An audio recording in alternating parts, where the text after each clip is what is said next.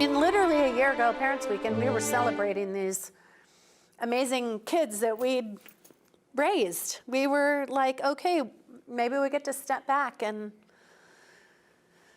take a deep breath and say they're gonna be okay. You know, they have each other and they're gonna live the best life, and they'll always have the three of them. And it's a really terrible situation that our family has been put into. Stacy and Jim Chapin are doing their best to move forward in memory of their beautiful son, Ethan. He was one of the 4 University of Idaho students who lost his life a year ago. Ethan was a triplet, and all 3 of the Chapin triplets, Ethan, Hunter, and Maisie, went to the U of I together.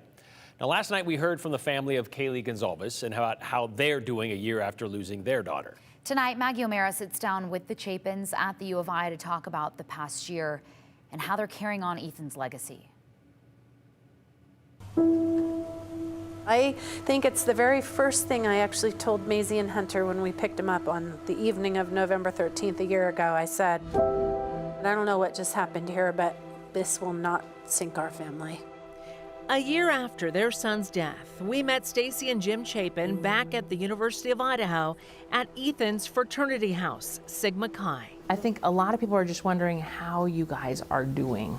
I have found a place to tuck Ethan in my heart, and then you just have to get up and put your best foot forward. I'm a lot better than I was. Just knowing that the 2 kids, Hunter and Maisie, are doing well is a relief for me. It's literally all that matters as a mom.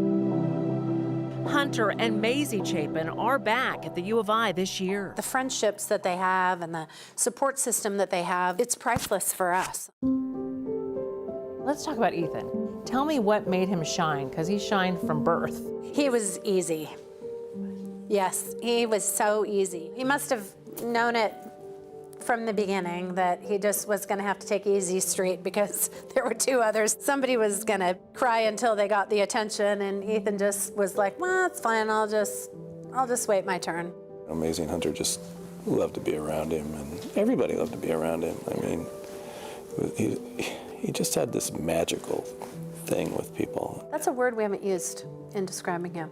It's true, he had a magical, he touched people, it was amazing. Months after his death, they started a foundation in his honor. It's called the Ethan Smile Foundation. People want to genuinely help our family. How do you help a family who's in this situation? And, we had money in a GoFundMe account. And so we put all of it into the foundation, and we will scholarship kids. Stacy also wrote a children's book with a portion of the proceeds going to the foundation. The title of the book is The Boy Who Wore Blue, and it was actually his triplet color.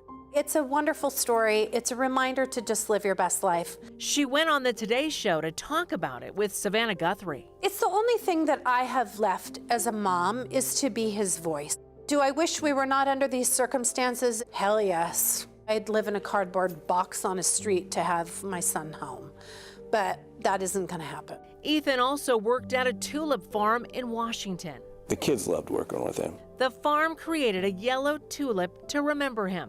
It's called Ethan's Smile. His smile was just amazing. Oh, so cute. He always smiled. He did. All the time.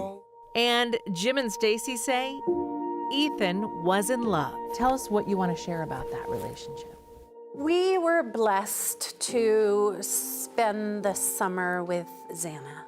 The most important thing I think that people should know is that Ethan was exactly where he wanted to be.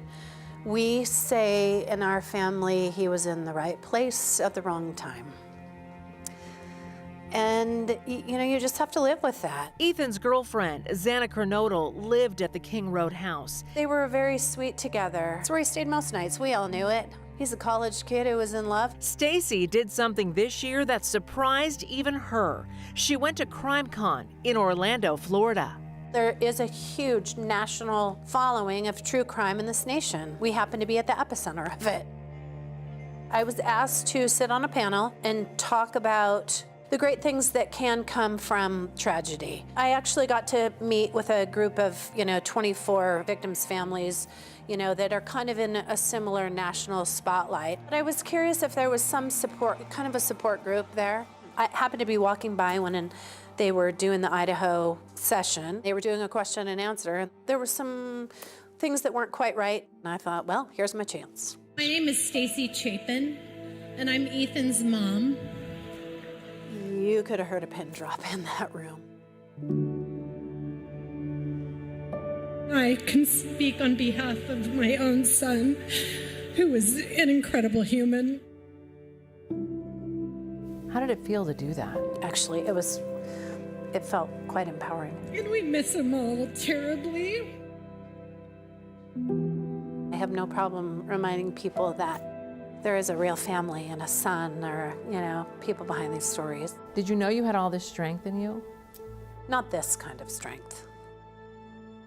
The Chapins say they will not be at the upcoming trial. There's nothing there that's going to bring Ethan back.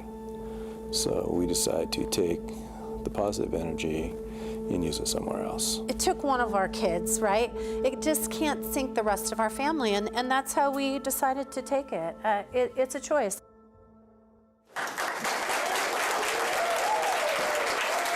The Chapins were at the fraternity for the presentation of the first ever Sigma Chi Ethan Chapin Memorial Scholarship. It's an endowed scholarship. They raised $125,000, and it is a $5,000 scholarship that will be given to this chapter every year forever. To be able to give the first Ethan Chapin Memorial Scholarship Award. The recipient tonight is Hunter. He is receiving the first memorial scholarship of Ethan's, and that's pretty special. How does it feel to know that Ethan will live on forever here? It's amazing. On the wall in that beautiful award. I know. It's amazing. It is. He'll be watching. What do you want his legacy to be?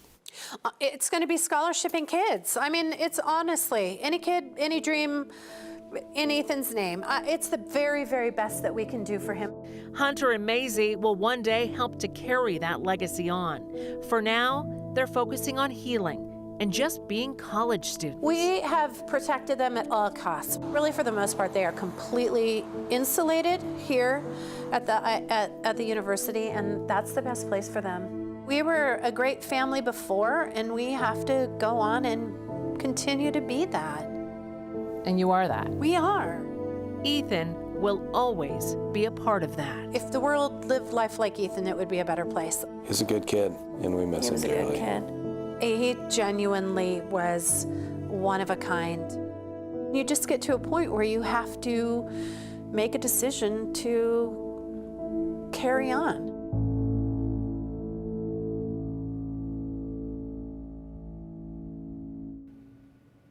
Stacy also shared something else with Maggie. She now has a tattoo in Ethan's little boy handwriting that says, "I love you, Mom." A constant reminder of her son, always with her on her right arm there. Last night, on the year mark of Ethan's death, the Chapin family held a gala fundraiser for the Ethan Smile Foundation. The goal? Raise more money for scholarships in Ethan's name. The Chapins say that was the best possible thing that they could do yesterday. Tomorrow night at 10, you're going to hear from Ethan's University of Idaho Sigma Chi fraternity brothers. You're going to hear from them for the first time.